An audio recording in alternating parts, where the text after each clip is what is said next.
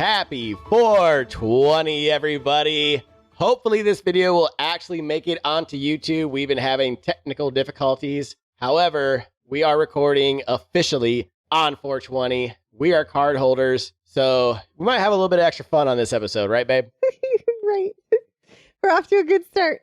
I'm all giggly and wearing bunny ears, so let's do this. Yeah, this is going to be a really good Easter/420. Let's do All this. right, so welcome back, Fayettes, and Fantasy Fiends. You are listening to Booked for Two. I'm Scott. And I'm Genevieve. If you're new here, welcome to our brand of chaos. We bring the male and female perspectives, the wild theories, the heated debates, and of course, The couples banter you never knew you needed, but now you can't escape. she likes her books full of morally gray characters, spice, and enough romantasy to make a Fae male brood for centuries. And he likes his full of epic fantasy, sci-fi, and deep emotional character arcs that ruin his life for days. And somehow we make it work.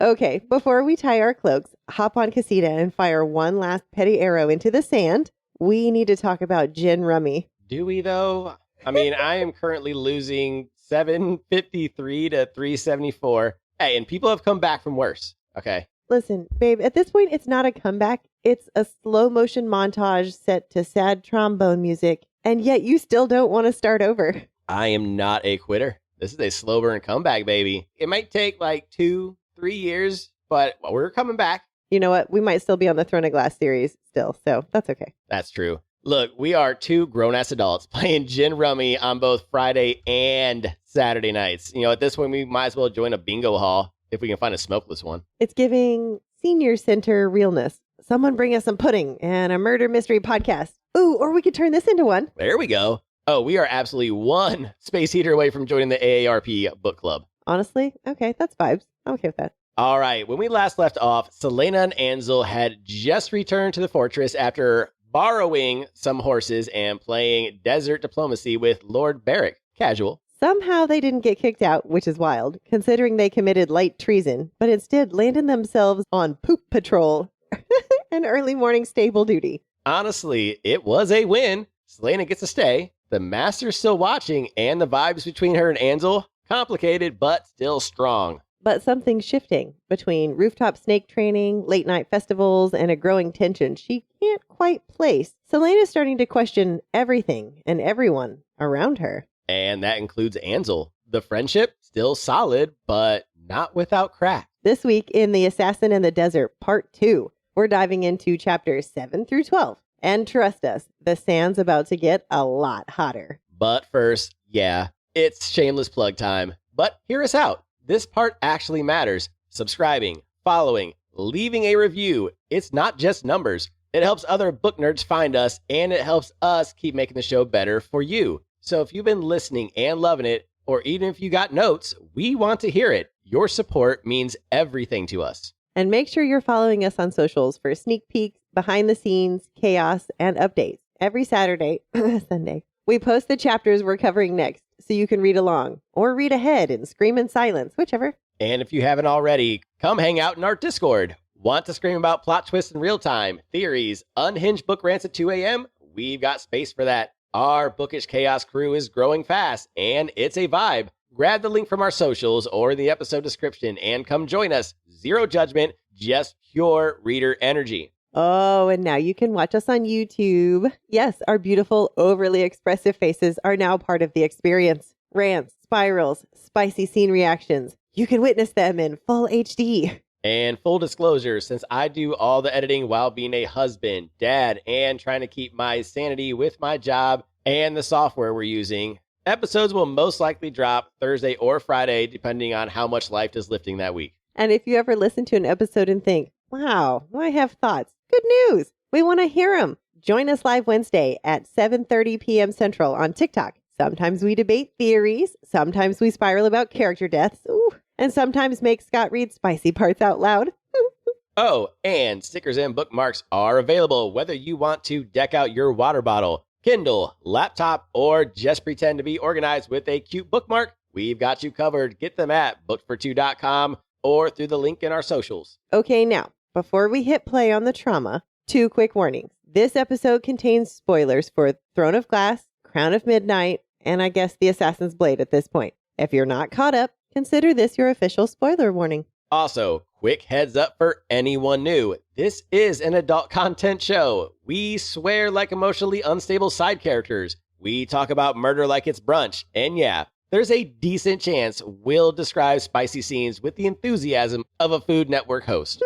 Hopefully. If you're looking for a wholesome book club experience, well, that's adorable, but you might be in the wrong place. All right, spoiler warning has been dropped. The tea is hot and the chaos is ready. And now let's dive into The Assassin's Blade by Sarah J. Maas. Yes, let's turn the page. Stairway to Heaven in Chapter 7.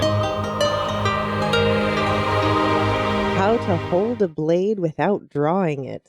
We open this chapter in classic assassin style, on our knees and hoping for mercy. Fucking Jesus Christ, babe, what were you thinking when you wrote this? What? Dirty. What? Welcome to Chapter 7. Yes. Well, look who's back from their horse heist adventure.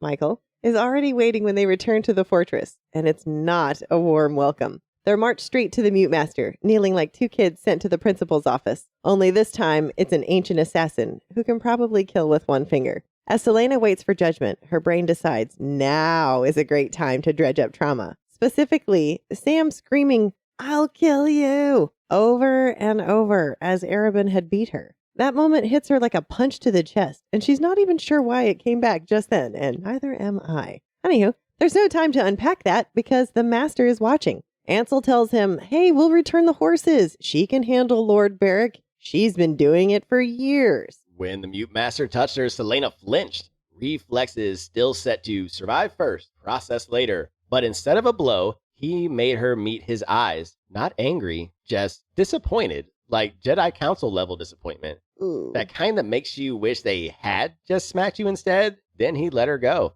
No punishment came, at least not the kind they expected. But Celaena clocked that Ansel was spiraling a bit, like she might actually get booted. So she steps up, says it was her idea. The Mute Master gives them both a long look, probably mentally calculating how much bullshit is in that claim, and then he nods. Ansel oh so conveniently suggests their punishment. Let's clean the stables. We'll take the morning shift every day until Celaena leaves. Gross? Yes. But also, light years better than execution. True. They're dismissed, just like that. But as they turn to leave, the master grabs Celena's arm. Pause for full heart attack. Then Ansel interprets. Celaena is to report to him at sunset tomorrow. Her first real lesson with the master. Woohoo! She did it! Yeah, she did it. Something, somewhere along the line finally worked. Training is on. All right. Turns out, stable duty was an all-morning affair. From breakfast to damn near lunchtime. And yeah, shitty job confirmed. Still, having the morning shift was probably a blessing. At least the smell hadn't reached DEFCON 1 yet. Their afternoons were better. They sparred with each other and whoever else showed up looking to get their ass handed to them. Come sunset, Celaena finds the master posted up on the roof because apparently her first lesson is part martial arts and part Karate Kid meets Indiana Jones. There's a reed basket in the middle of this tiny rooftop dojo. Inside, a black asp. The task? Watch it. Move with it. Don't stab it.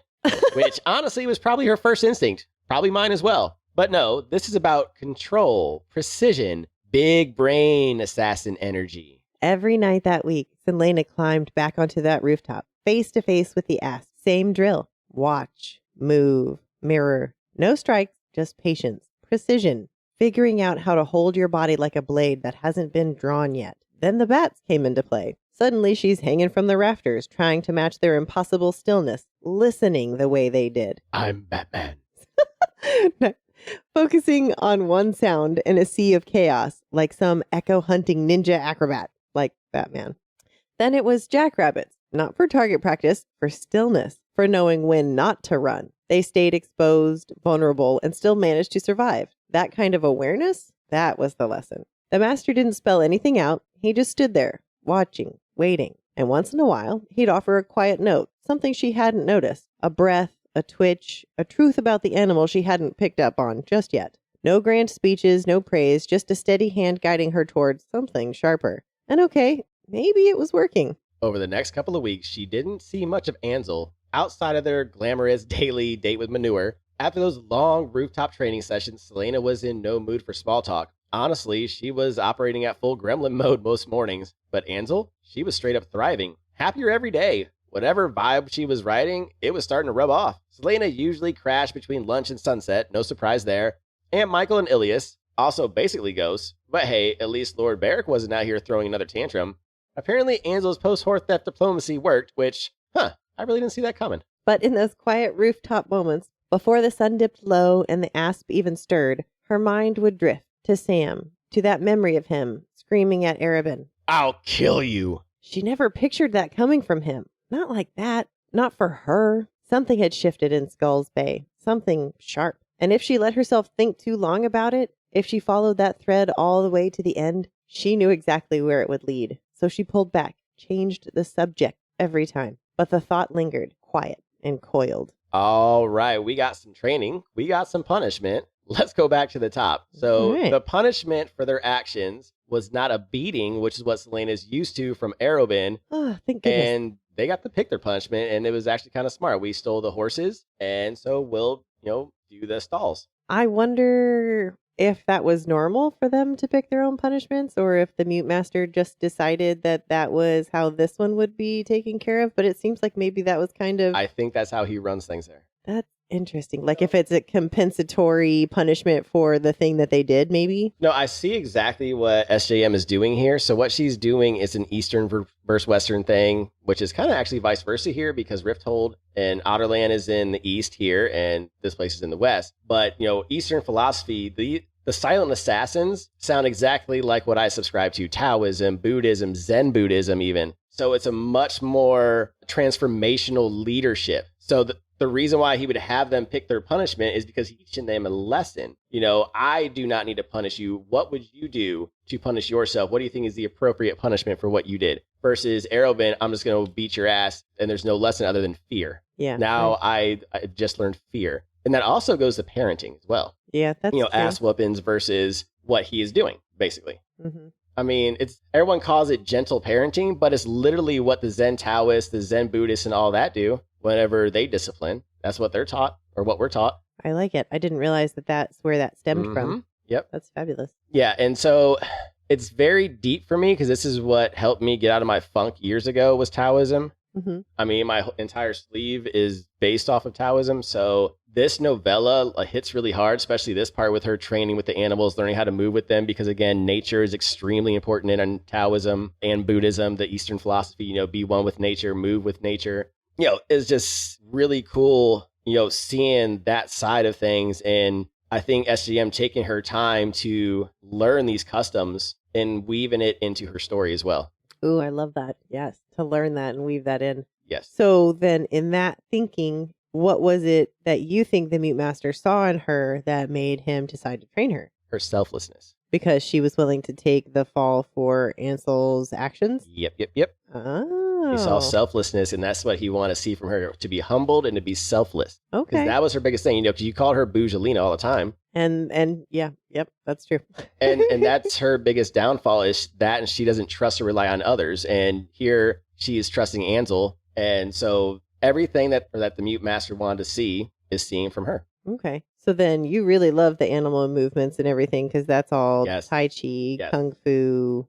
Yes. And I know we're getting ahead of ourselves and we are kind of supposed to, say that we haven't read ahead, but there is further on where he's mimicking her Mm-hmm. or where she's mimicking him and just talks about the beautiful movements, like how it's deadly, but also like beautiful and stuff. And that really is Tai Chi. And again, that's part of Taoism. Yeah. So, Be graceful, be one with everything, but also be safe. Well, it's also a very deceitful type of martial arts because it's very flowy and you see a lot of old people do it to like keep themselves in shape and stuff like that. And it looks like they're dancing. And in reality, they just broke your arm. But what Tai Chi is you use their energy against them. So when someone comes to punch you, you learn how to grab their arm and pull them towards you and then use that force, against them. That's what Tai Chi is. You're using their moves against them.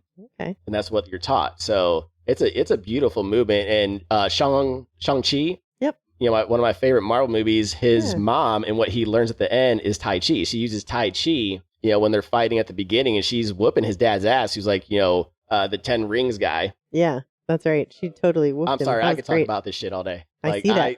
Obviously, it's not because it's 420. It's because this is my wheelhouse. This is my novella. All right. Well, Yeah. since I've got you all spun up, what do you think is making Ansel more and more cheerful with each passing day? Celaena having a friend. Yeah? Mhm. Aw, I love that. No, That's I sweet. really do think that. And it's rubbing off on Celaena, so it's kind of like this Yeah. building of friendship. I love it. Aw. She really is trying not to think about Sam, though. I mean, yeah, I get it, but she's remembering what happened and she was trying to remember what Sam said. So that's a big deal. So he literally threatened Arobin, and Arobin doesn't take threats kindly, whether it's in the heat of passion or whether it's an actual threat. Yeah. So I don't think Arobin's going to let that one slide. Yeah, that's not good. And I think that's why she's thinking about it. Yeah. I mean, it took her this long to even remember what was said. I mean, Yeah. there's a lot of trauma that she's had to deal with. Knowing the punishment from the Mute Master, knowing how he is now, and obviously versus Arobin, hands down, which one would you pick if you got a choice to train with one? Who are you talking to? Exactly. Like, right? Come on. I mean, yeah. I would stay there if I could. I mean, Arobin might be the king of the assassins, but Mute Master is no bitch. He's no punk. No, of course not. He's the Mute Master. He clearly is who he is because he got there. Oh, yeah, come on. And honestly, I think that his people would be more loyal because of the way he treats them. He lets them in and out. He lets anybody come, male, female, doesn't matter where the hell you're from. If you want a better chance at life or a chance at a better life, come here. It's a community. Exactly. Where Arobin rules under fear. Everything is fear. And she's still the only female there, which really... Oh my God, this is so crazy. What? I just put this together. What? So you haven't watched the Dune series with me yet. No. So this goes back to the Bene Gesserit, right? Okay. So the Silent Assassins are basically the Bene Gesserit, because you know how they said they send an assassin to each kingdom to help out? Yeah. And it pretty much like helps influence the kingdom. That's the Bene Gesserit. And it, Dune with the sand. I wonder if that's SJM nodding to Dune. Oh. With Silent Assassins, the desert. It sounds like the Bene Gesserit. It's really cool. Maybe that's where she got that. Yeah. That's cool. I like that. All right. So I think we exhausted this chapter. Yeah, I think we did. Good chapter. It was a very good chapter. Ready to turn the page? Yes, I am. Let's go. Sparkle and Hate. It's chapter 8. The breaking point. We start with glam and end with fallout. So buckle up. This is chapter 8. Girl time has entered the chat. And let me tell you, we're in full bougie mode. We open on Celaena doing what she does best, getting glam. She's telling Ansel that sometimes she puts on makeup, twice a day for the job. Sure, but also, it's just fun. And I love this for her. Now, I personally have only recently graduated from eyeliner is optional to sparkles are a personality trait. Hey, but you look great. Oh, thank you. So I might not be a Sephora trained assassin here, but I fully support Celaena living her double life as a dagger-wielding menace and a walking glam tutorial. Hey, Celena's definitely going to miss her girl when it's time to bounce. Only a week left. But for now, this was peak cute bonding moment energy. Get dressed up, messing with makeup, teasing each other about who looks hotter. That you have to take it off, you're prettier than me jerk kind of vibe. Straight out of Greece, honestly. All we needed was a hairbrush mic and someone breaking in the song. Well, we go from eyeliner and teasing to a full moonlit festival. And just like Celaena, I was not ready for the kind of party that this turned out to be. Everyone is gathered in the fortress's biggest courtyard in total silence. The moon is the only light. There's no chatter. There's no music, just vibes. Now, real quick, when I say I subscribe to Taoism and things like that, I promise you this weird thing is not part of our philosophy. Okay. Guaranteed. I don't know where she got this one. Well, then the dancing starts, but there's still no music. There's just bodies moving in sync, slow, deliberate movements, but there's steps and dances from every region and land. They're smiling, they're spinning. The only sounds are the soft rustle of fabric and the scrape of feet on stone. Okay, I'm not going to lie. I would have freaked out. It's giving like joy cult with a death clause. Celaena's right there with me. We did not RSVP for interpretive dance under the moonlight. Now look, Celaena loves a party, but with only a week left, she really wanted to be working on her skills with the master. Instead, she finds him out here mid-cha-cha, looking more like a retired papa who wandered onto the set of So You Think You Could Dance, Assassin Edition. Arobin would never. Dude probably thinks dancing is for peasants and wedding crashers. But then she clocks Michael, making major hard eyes at Ansel. Every time she turned around, there he was, accidentally brushing her arm or locking eyes like he was in a slow-mo rom-com montage. It reminded her a little of Sam, right up until he'd open his mouth and screw it all up. Then her stomach twists. What if Arobin had actually hurt Sam? Like, really hurt him? She'd been too blinded by rage to look for him, and now the guilt's creeping in. What if Arobin did to Sam what he'd done to her, or worse? After she'd woken up from that beating 2 days later, she had gone straight out and purchased an apartment. Quiet, hidden, nothing flashy. Arobin didn't know. No one did. At the time, it was a just-in-case plan, just in case she changed her mind. But after spending time here, seeing how not terrible a keep could be, her mind was changing fast. Yes, she still owed Arobin money. Yes, he would collect. But that didn't mean she had to keep living under his roof, under his rules. And if he ever laid a hand on her again... Okay, that sounds like foreshadowing. 100. She's not just plotting real estate. She's planting these little red flags to let us know what's about to happen. Hell yeah, take him out. Thankfully, the hand that landed on her shoulder next wasn't Arobin's. It was Ilias, and he was asking her to dance. And for once, she let herself say yes. She's going to live a little. Even without music, Ilias makes it look easy, like he was born waltzing or something. He keeps coming back to Celaena through the dance rotations like she's home base. They go until well after midnight, like moon is setting levels of late. Honestly, is this real life? It feels like one of those weirdly romantic fever dreams where everything's soft lit and nobody's sweating.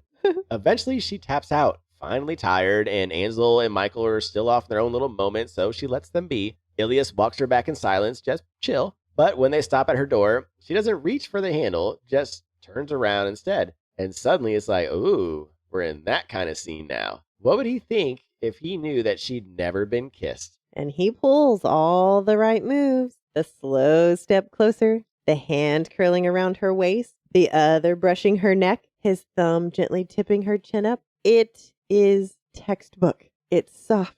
It's perfect. Except she doesn't move forward. She goes completely still and then steps back. She starts with the excuses. She's leaving in a week. Rifthold is far. It wouldn't make sense. All that logical, practiced armor. But it's nothing but noise. And Ilias? Absolute king behavior. He just bows his head, squeezes her shoulder once, and turns toward his room. Friendly wave, zero drama. Men, take notes. Oh, he's a good boy. He's a good boy. He's a good boy. He's such a good boy.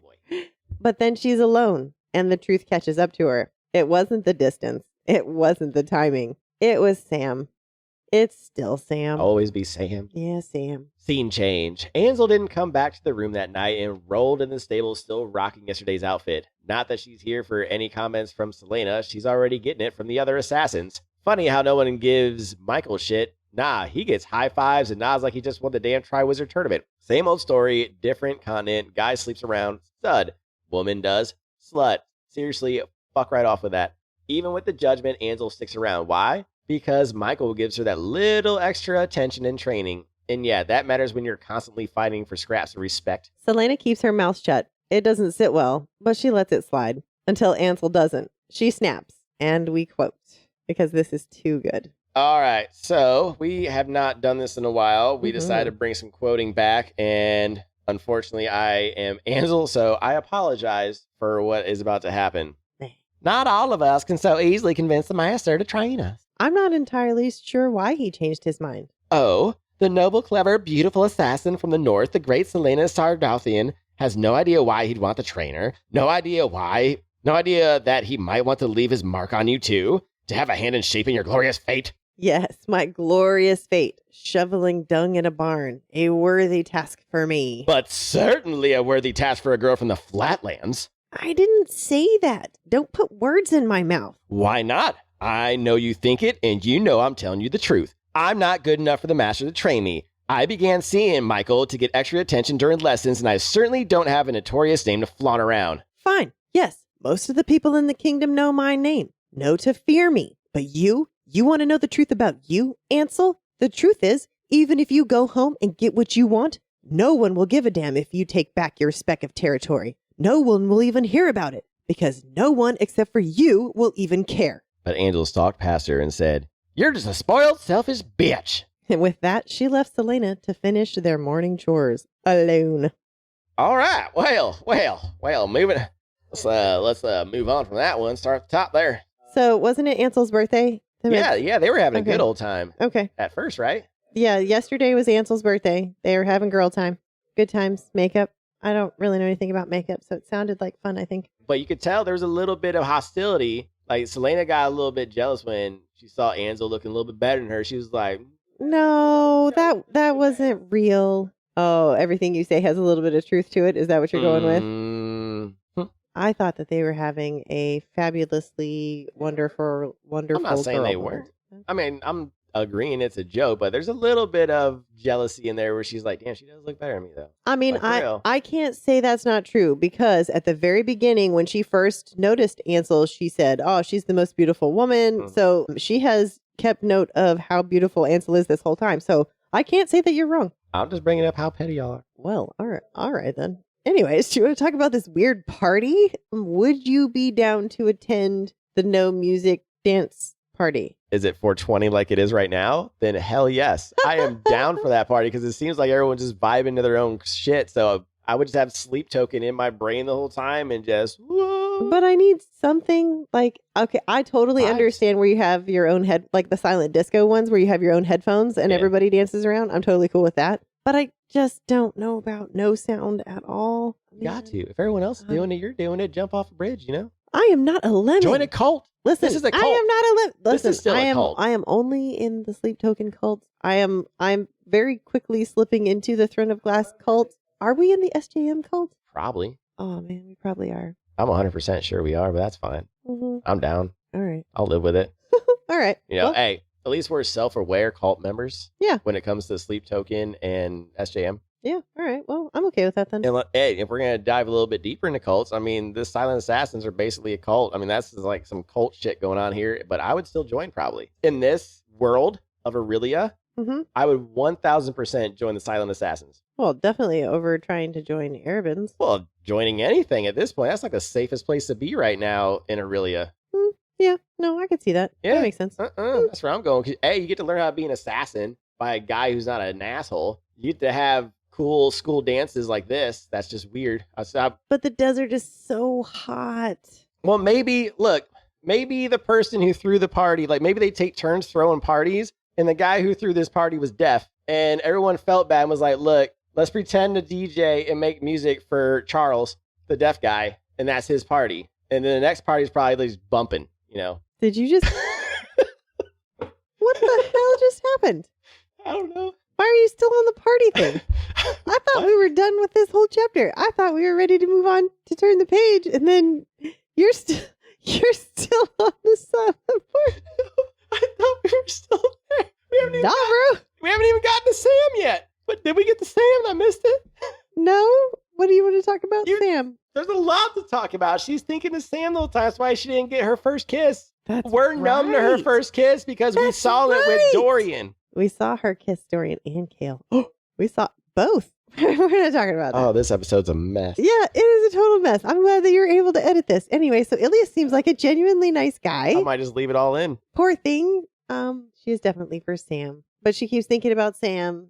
I agree. But I like how you mentioned how guys should be, because we see a lot of times on TikTok, especially with the Gen Z culture, what we're seeing, they're following these assholes that we see on TikTok that are like, don't take no for an answer. Never take no for an answer. Keep going. Keep going. And it's like, dude, that is stalker shit, first of all. No is a full sentence. Like, Ilias bowed to her and was like, respect. You go to your room, go to my room. Have a good night. I love the party. It was great. That's how it should be. Agreed. That's what I did when I was dating before I found you. If girl and I didn't vibe. Now you don't listen to me for shit. What? Like, hold on. We got to talk about their fight. Well, shit, girl. Let's talk about it then. All right, then. Spill us some goddamn tea. All right. Quick. Was this petty melodrama bullshit? I think that this has been building. Ansel has been here for fucking forever. She's 5 years. 5 years she has been trying to train with the master, and Celaena comes in, bebopping in. Yeah, bebopping in. Yeah. You know. After what? A couple weeks? Yeah. And is able to get in this way. And so jealous. She's jealous. Called her the B word, though. Bebopping? No. What? No.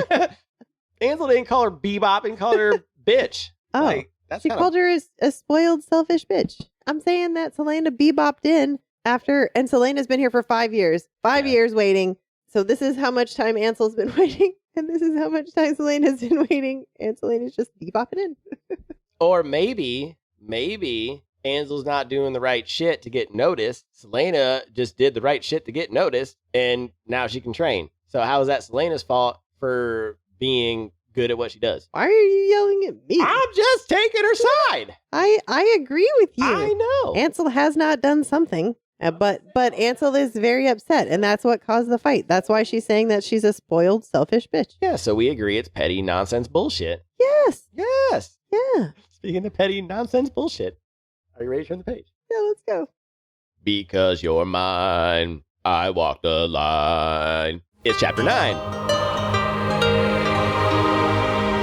Try to remember me fondly. After everything that was said, the silence between them feels heavier than a blade. Welcome to chapter 9. What Ansel said really got to her. Celaena's so off her game, she can't even focus during training with the master. And that is not a vibe you want when venomous creatures are part of your curriculum. She's zoning out so hard the master has to nudge her before the literal snake she's studying gets too close. Like, ma'am, I'm going to need you to focus. And then, of course, he asks her if she wants to talk. He's giving her the opportunity, the opening to speak. And she wants to, so she does. But the whole Ansel situation, it feels petty. It feels childish. It's not worth dragging her mentor into. But still, he waits. So she finally says it. I'm scared to go home. Why? He asks, in sign language, of course. Celaena admits it. Since Arobyn's punishment, everything's just changed. And now she's stuck somewhere between wanting to rewind back to life before Skull's Bay or locking in this new version of herself and never looking back. The master listens, really listens. Then he gets to his feet. No words, just movement. A slow, precise series of steps that unfold like a dance. Elegant, fluid, but sharp. He is the asp. He gestures for her to join, and she does. Careful, controlled. Together, they move like twin shadows across the rooftop. Assassin and apprentice. Strike and echo. They dance until dawn. Stick to me like caramel. Walk beside me until you feel nothing as well. Oh, leap token reference. Look at you. Okay, after the rooftop lesson, Celaena heads back to her room, fully expecting a rematch with Ansel. She's bracing for drama, probably already queuing up comebacks, except no one's there. Ansel bailed. So Celaena does what any emotionally fried assassin would do. She sleeps in and skips poo duty out of pure spite. Nice. She doesn't wake up until dinner, when Ansel finally shows up acting all sunshine and soft apologies. They both kind of half own their behavior. Celaena knows Ansel wasn't wrong, just cruel about it. But still, they make peace. Ansel calls Celaena her true friend, says she'll miss her when she's gone. Celaena just shrugs. I still have 5 days. Ansel's acting a little off, nervous smile, extra soft voice. She says, try to remember me fondly, will you?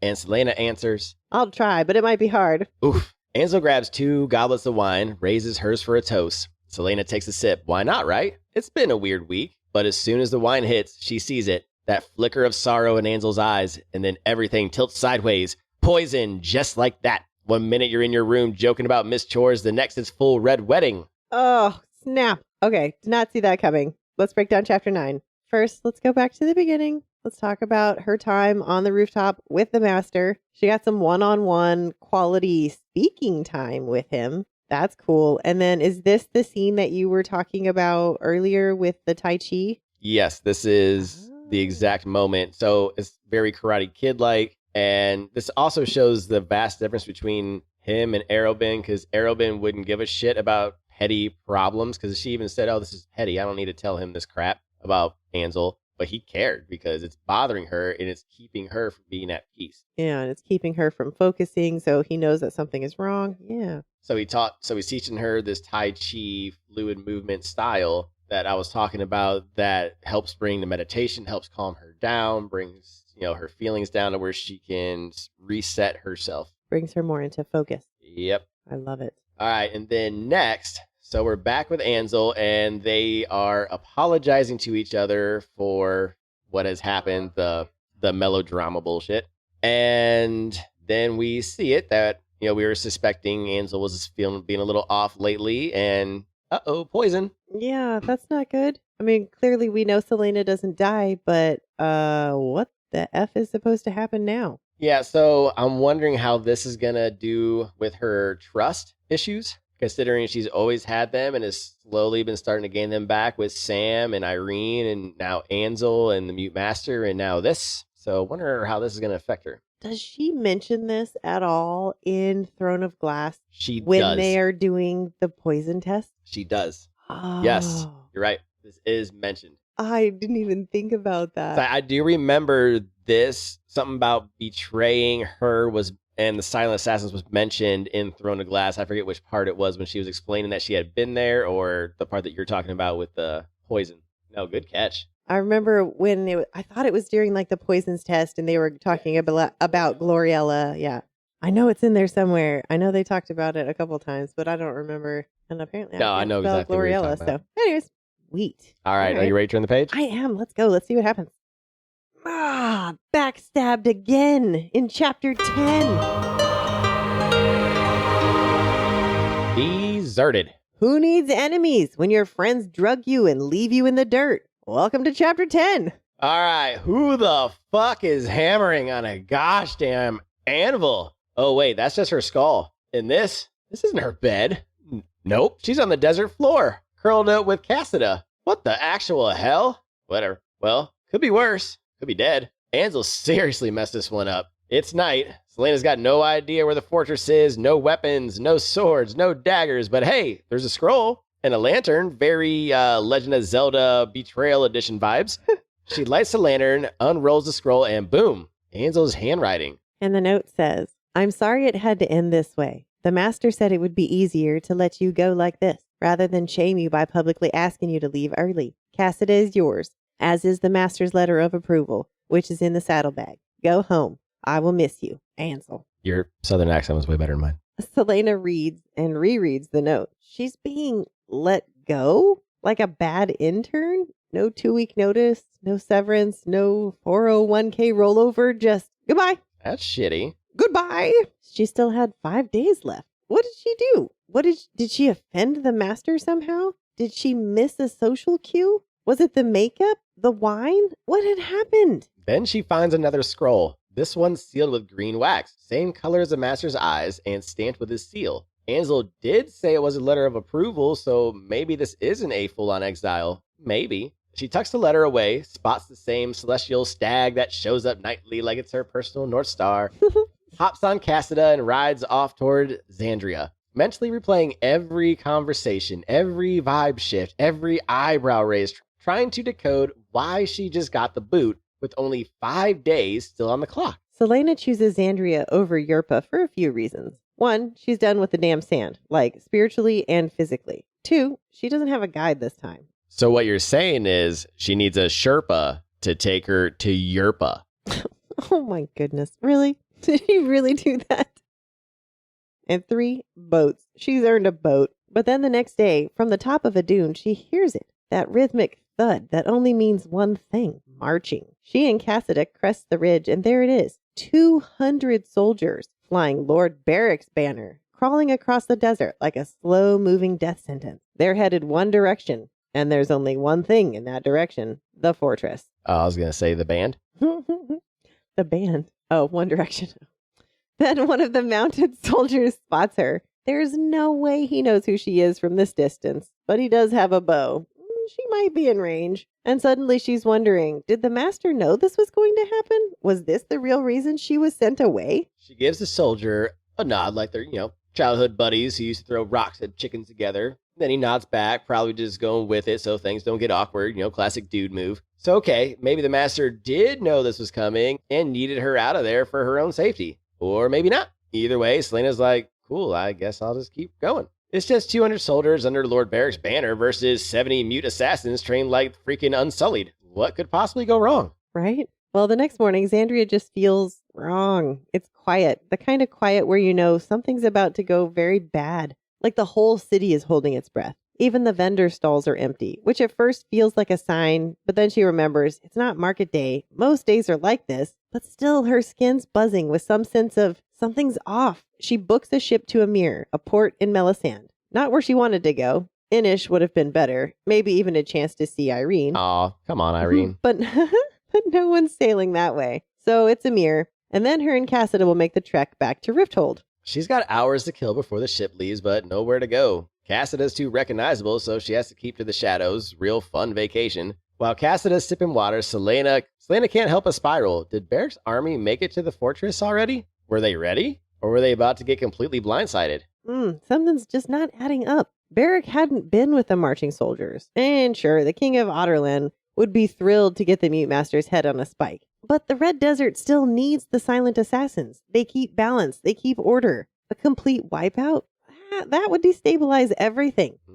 And then it hits her. If the Master knew the attack was coming, why send her away? Why not keep Otterland's assassin at his side? Unless this wasn't about protection. Unless the betrayal ran deeper. He never trained Ansel. She finally pulls out the Master's letter and it's blank. Both sides. Damn it. Now it clicks. Of course it's easy to steal a signet ring. She literally just did it to Rolf not too long ago. And all those meetings between Ansel and Beric, yeah, probably not about tea preferences. Add in the spider milk merchant's warning about a spy in the ranks and boom, shit's officially shady. No time for mental gymnastics. She mounts up and rides hard for the keep. Fingers crossed that she's not walking to a full-blown Helm's Deep situation. Girl, ride fucking faster. Run, Celaena, run! Run, Cassida and Celaena. Oh my gosh. The only thing I got is, again, we talked about how they are like the Bene Gesserit, how they stabilize the countryside. Region. Basically. Yes. Yeah, that's pretty cool. Yeah. And so it's like, oh shit, if something bad happens, this could destabilize an entire region, which could open up to the King of Otterland. So this is a big deal. So, I mean, luckily, it kind of took Celaena a hot minute. Yeah, come on. I mean, again, we're looking from the outside, but Celaena did have like there were little snippets of discontent that Ansel kept showing her that she just kind of brushed off. Like maybe communication. Maybe that'll be the lesson in the next chapter. And there's no way she would have thought that Ansel would betray the Mute Master and all of the Silent Assassins like that. No, there's no way. There's no way. Well, she also probably wouldn't have imagined she would have been poisoned. So by her friend. Yeah. So or like she said, I mean, she did at one point think that the Master had Ansel poison her to get her out, knowing that the attack's coming. Yeah, that's true. But she just said because Lord Beric's not with them, she doesn't think that the Mute Master knows. Something else is up. About to find out, though. Yeah, we're about to. Let's do this. Let's turn the page. No forgiving in chapter 11. 5 minutes to vanish. She left her friend behind in the sand. Will she make it back in time? Let's get into chapter 11. All right, babe. This is your cloak moment. Yes. Like capital C cloak moment. Picture it. Red desert.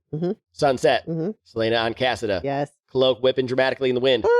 Cassida's mane in full shampoo commercial mode. She's riding like Aragon. Jess called for backup. Nice. She reaches the fortress and all hell's breaking loose. Fire, screaming, steel on steel. It's full of Helm's Deep out there. No time to catch her breath. Celaena stops short of the fortress and ditches the horse for stealth mode. She sneaks the rest of the way in, but not before grabbing a sword off of a conveniently dead body. Sorry, bro, but thank you for your service. And of course, Cassida follows her. That horse has more loyalty than most of Celaena's friends at this point. Inside the fortress, it's a slaughterhouse. Bodies from both sides are everywhere. There's no way the enemy could have gotten this far without help. Uh-oh. But instead of spiraling on betrayal, Celaena locks in on the right question. Oh, where's the Master? Oh, this brings me back to where is Nehemia? Oh, no. No. Well, Beric didn't come for foot soldiers. He came for a head. And, what about Ansel? There's no way Ansel's behind this. Celaena bolts for the Master's chamber, slicing through soldiers like she's speedrunning a boss fight.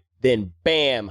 Michael, dead on the ground. Brutal, but hey, at least we don't have to say his name anymore, so silver lining? Oh, babe. Ilias is next to him, wounded, but conscious, pointing toward the Master. Uh-oh. She finds him drugged, paralyzed, just lying there, eyes wide, but those eyes are screaming, save my kid. And who's standing over him? Ansel, sword raised, and just like that, Celaena hurls a knife straight at her. Oh, the dagger flies true, nails Ansel right in the forearm and forces her to drop the sword. Celaena, already in full Naruto sprint. Ansel manages to recover her blade just in time to not stab the Master. Because Celaena goes full Terry Tate office linebacker and takes her down. And of course, because this is a fantasy betrayal canon, we get the monologue, the I didn't want to betray you speech, the you're my only true friend guilt trip. It's giving I'm the victim in my own hostage situation energy. Ansel starts laying it all out, says she's using Lord Beric and his army as a means to an end. Revenge against High King Locke,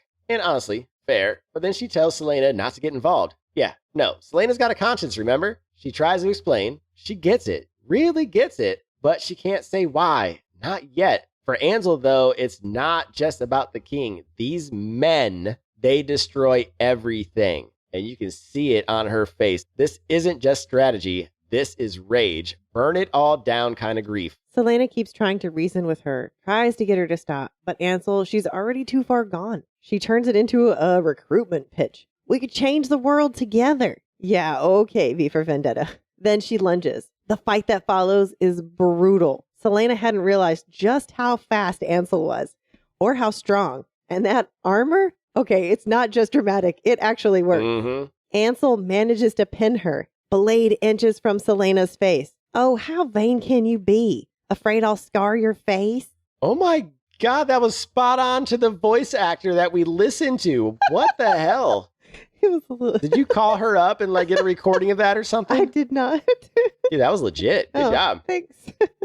Ansel didn't want Celaena caught in the middle, didn't want to drag Michael or Ilias in either, but they made her choose. And that's when Celaena remembers, you know what the master taught me during all those lessons? Bam! Shoulder check straight into Ansel, knocking her off balance. Then, like an asp, Celaena strikes. Quick, quiet, and deadly. In the next breath, she's on top of Ansel, blade to her throat, and just like that, over. Celena's got her pinned. She could end it right here. And part of her wants to. Ansel betrayed the master, the keep, the assassins, everyone. But she doesn't do it. She leans in close, heartbreaking, and asks, was it ever real? Ansel whispers, there were some moments when it was. The moment I sent you away, it was real. So Celaena spares her, gives her 5 minutes to grab her things, get out, and run. Because in 20 minutes, Celaena is loosing an arrow right for her neck.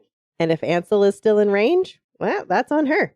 Celaena even hands her back her father's sword. And cold, unflinchingly, she flees out the door, right over Mikhail's body. No pause, no glance, gone.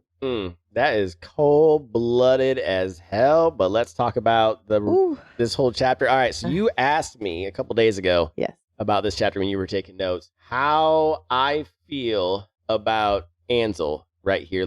Do I feel like she's justified in what she's doing? If you feel like Ansel is justified? It's hard to say if I agree with Ansel here, but I see where she's at because with what happened to her family, what happened to her kingdom, what happened to her is extremely traumatic. And so I cannot say that in her shoes, if given the chance to what she has with the armor, the chance to go to the silent assassins and all of that, would I not use that chance to also use Lord Barrick as well? Because she feels like the master isn't training her because she's not worthy. But I think the reason why the master's not training her is because she feels she's not worthy. And because she is trying to take revenge, she's trying to use the silent assassins as revenge. And he's trying to probably wait till she wakes up from that before he trains her. And that was kind of alluded to. Celaena noticed that, when Ansel had said they're not using the silent assassins to the best of their ability, they should be out there protecting all of the people. Celaena was like, interesting. That's a very strong stance you have there about that. So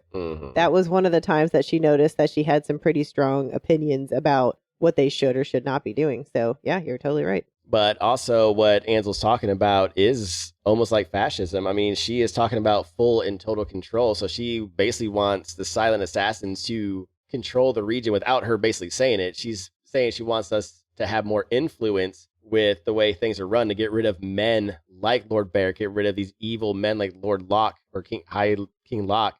But at the same time, then you are controlling the world. You are saying you become a high lord. Exactly. At some point too. Yeah. And I think that's what the master sees. We are a necessary evil to keep things in check and keep things in balance. Because what do we believe in Taoism? Balance. Yep, balance. So, it's all about, the yin and the yang, and that's what the silent assassins are for. They are to balance out the nations and make sure that nobody has total control and power. They're just stopping Rifthold from coming over, but their job is not Rifthold. That's not their land. Yeah. So Ansel just doesn't realize that. And again, I can't, it's just hard to fault her. I mean, everyone's mad because we're outside looking in like, oh, you betrayed Celaena. But again, put yourself in her shoes, put yourself in Kale's shoes, put yourself in these people's shoes. We never do that when we read. We just outside looking in. Oh, they're doing bad shit. I'm going to play devil's advocate. Okay. Who is she going to go rule over? Nobody knows who the fuck she is. True. Like, she's going to come back as the conquering person. They're not going to just use his, like, 3 people and him. It's going to be civilians. It's going to be all of the people that she is there to be lord over. She's going to end up killing them on accident. Yeah. Because he's going to use them as fodder. Like, where's the plan here? Well, and that's why we're glad Celaena came back to stop her. Uh-huh. So that's why I think she's giving her this time. She's like, okay, I'm letting you go in hopes that she sees good. Because there is good in Ansel. We've seen it. Yeah, there is. She, Clearly. again, she's a morally gray character. She's a perfect example of morally gray character because she's doing bad shit right now because bad shit happened to her. She's gone through some major trauma, but she's got a good heart. And she just needs the right guidance. Yes, I agree. And I think that's what Celaena's hoping is going to happen by letting her go. Yeah, if she makes it out of that 20-minute range. I don't know. How good is Celaena? Well, I mean, that's her decision. So I think that's saying like it. I think that's what she means by hesitation. She knows for a fact that if Ansel even hesitates just a little bit, she's dead. So so that's basically to see if Ansel hesitates on if she's going to flee and save her life or if she's going to not and stay and question it. So that's going to tell her what kind of person Ansel is. Yeah, well, she takes off at a sprint, leaping over dead bodies. So yeah, cold-blooded. She seems like she's ready to get the fuck out. All right. Well, I guess we should see if she makes it out of range, huh? All right, you ready to turn the page? Yeah, I am. Let's go. Blood and Resolve in Chapter 12. In the Red Desert, we do not abuse. The fortress is burning, Ansel is running, and Celaena owes her an arrow. Welcome to Chapter 12. Celaena rushes to Ilias, blood pouring from his stomach, and panic instantly kicks in. She's yelling for help, tearing strips from her tunic to hold the wound closed. It's a miracle she doesn't pass out from sheer adrenaline. When help finally arrives, she hands him off to 5 bloodied assassins barreling up the stairs. Then she turns to the master, because time is running out for him, too. The paralytic is wearing off, but he's still frozen. Celaena sniffs the glass left behind. Gloriella. Not enough to kill, just enough to leave him conscious, helpless, and forced to watch. Even so, she yells for an antidote, just in case. The other assassins carry Ilias out, promising the master he'll be all right. That's enough to keep him breathing through the pain. Then the master reaches out, just barely, and wraps his hand around hers. The grip's faint, but the message crystal clear. Time to make good on your promise to Ansel. She didn't wait for a thanks or questions, or even breathe. She grabbed her bow, climbed the battlements, and scanned the horizon, searching. Smoke twisted in the sky behind her, blood still drying under her fingernails, but ahead, just silence and the desert. And then she saw it, a dark blur in the distance. Ansel and Hisley galloping full tilt toward the Singing Sands, toward the western waste, toward Briarcliff. Celaena drew an arrow, set it to the string. The bow moaned in protest as she pulled it back, arm trembling. Not from weakness, but from everything she wasn't saying, and how far she was pulling that. She took aim at the tiny figure on the dark horse and let the arrow fly. The arrow cut through the air with clean, deadly grace, soaring across the dunes like it had something to prove. And it landed exactly where it needed to, buried in the sand just behind Hisley's hooves. Oof. One arrow, just like she promised. It was total Dark Knight moment. She could have ended it right there, but she didn't, because she's not like them. Not like Barrack, not like Arobin. Okay, maybe she fudged the timing a bit, fired that bad boy at minute 21, but close enough. Close enough. I love that.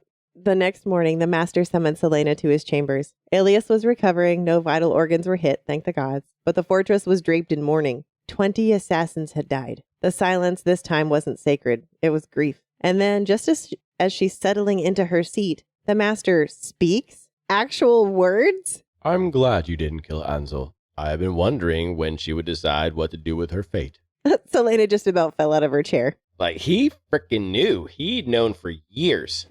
When Ansel stopped getting letters from home, he quietly sent someone to look into it. He knew what happened to her family. And still, he never called her out, never exposed the lie, because he was waiting, hoping she'd trust him enough one day to face her pain and learn to endure it. But instead, she let it eat her alive, let it turn into hate, and hate turned her into this. Oof. But still, he has no plans to reveal what she did. What purpose would it serve? All it would do is breed more anger and more grief. And haven't they had enough of both? He tells Celaena something she's not ready for. That she might have been the closest thing Ansel had to a real friend.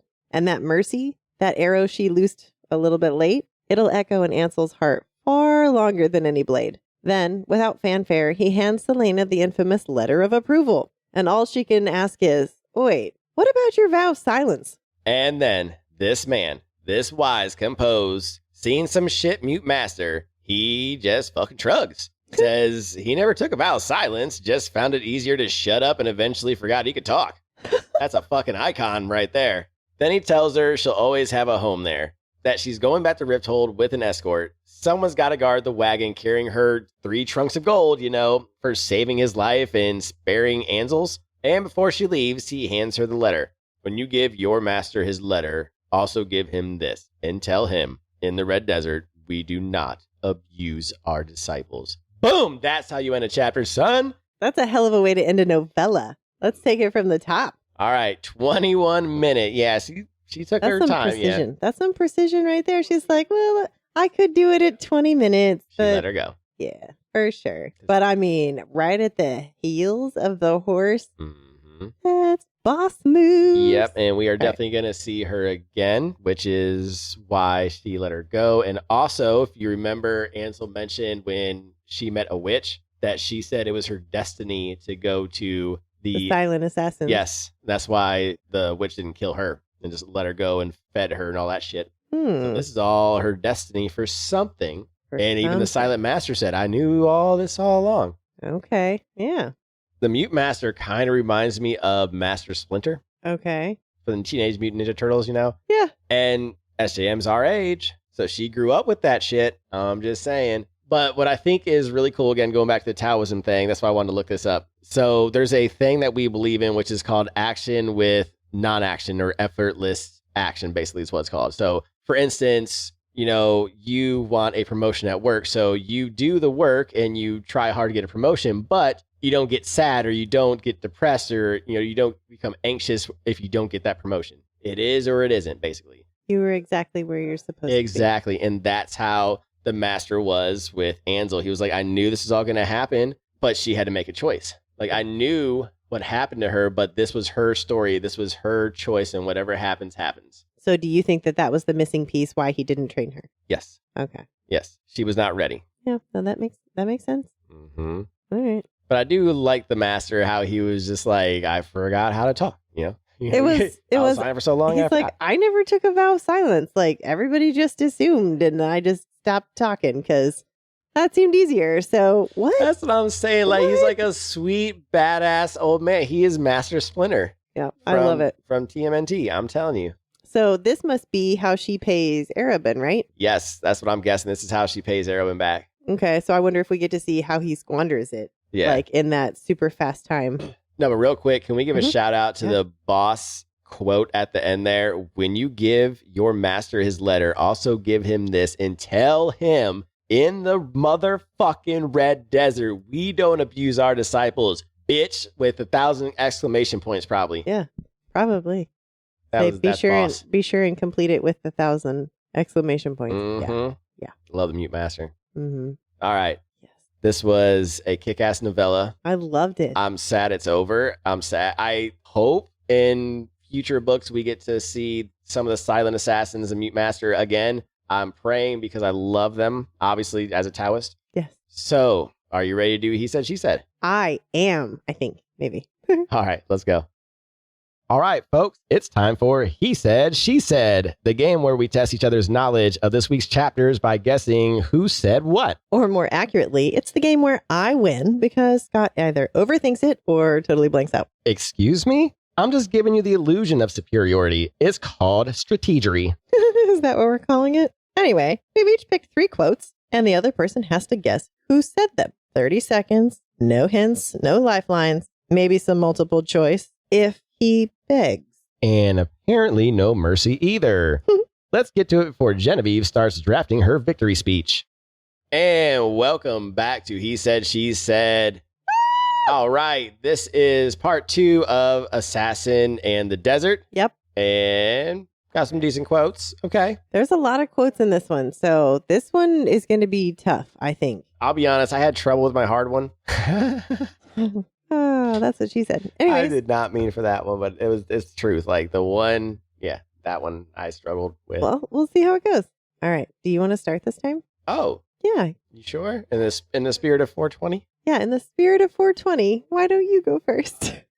My easy one. Yes, your easy one. I'm glad you did not kill Ansel. See, I really got to work on this whole easy, medium, hard business. All right. I'm glad you did not kill Ansel. Yes. Wow. That is the Mute Master to Celaena. Yes, it is. That's the only one. Yeah.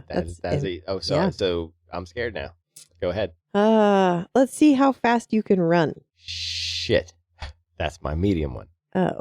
But see? So Celaena to Cassida. Yay! All right. So unfortunately, I will not have a fourth one, so I'm gonna have to put my bonus one, which actually should work for my medium, to be honest. Okay. Okay, so my medium one, you ready? Yeah, I'm ready. It'll wear off soon. It'll wear off soon. Yes. It'll wear off soon. Well, the wear off soon is about the Gloriella, I think. So I would say that's got to be Celaena to the Master, to the Mute Master. And you are correct. Yay! Good job. There you go. All right. So my medium one is give me one reason not to kill you right here. I'm going to go with... You're trying to trick me here because it's either Ansel to Celaena or Celaena to Ansel. I'm going to go... That is correct. Which one is it, well, though? yeah, but Ansel to Celaena because I think you're trying to trick me up. It is Ansel to Celaena. Yes. Good job. All right.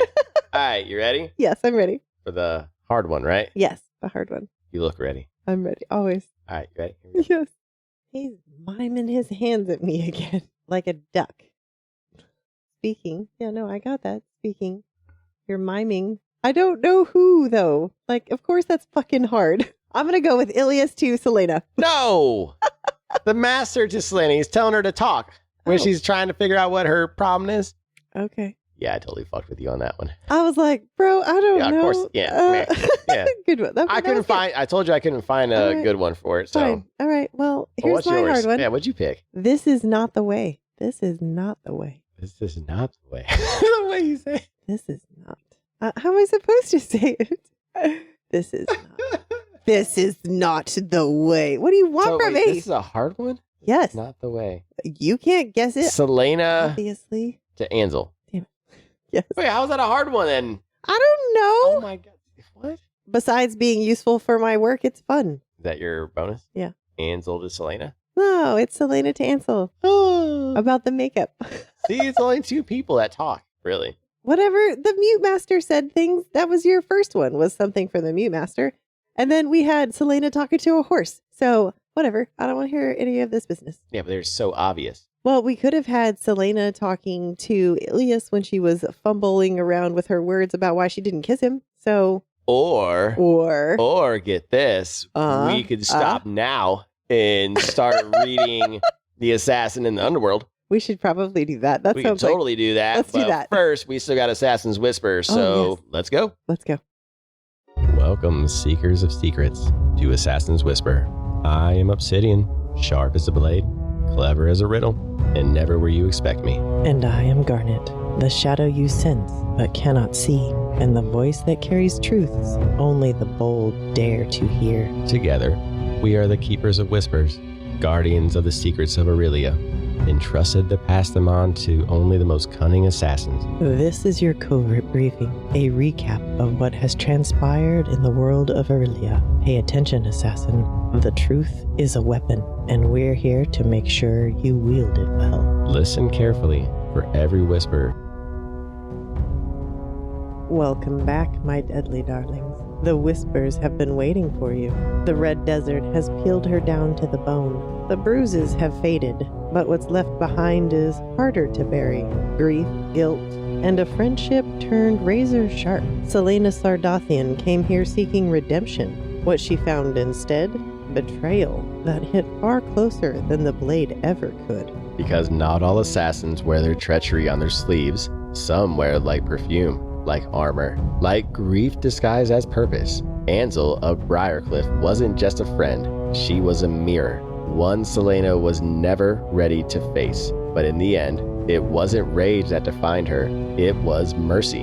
And mercy, in the right hands, is the deadliest weapon of all. The mute master had always known who she was. The reputation, the rage, the name whispered across kingdoms. But it wasn't until she saved his life that he finally broke his silence and gave her the one thing she truly earned: a home, a letter, and a warning for the man who still dares to call himself her master. Next time, the assassin returns to Rifthold with gold in hand, fire in her chest, and a reckoning that's been building since the moment she left. Until then, walk the shadows and trust only the whispers.